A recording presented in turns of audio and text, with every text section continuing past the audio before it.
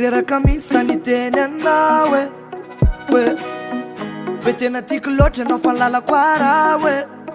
enao haiko fa mino ana fa niteny ilako ianao le milana ka ndao hiara-dy tsy sarotro any paradisy azafady raha nisy tsy nety nataoko taminao e za hoe fa raha sitrako dia zanako mba hoentinao ka satria andronao anio ka indro za anolotre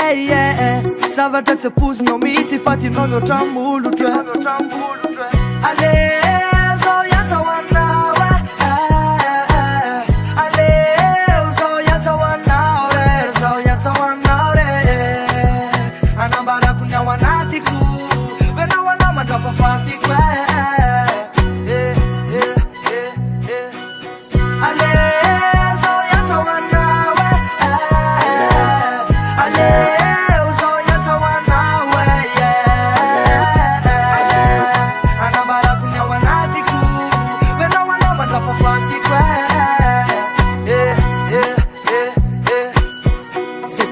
tatiaviko nepitsinao no aviko ka ze andehananao tsy maintsy ho tiaviko awe fa tsy ho laviko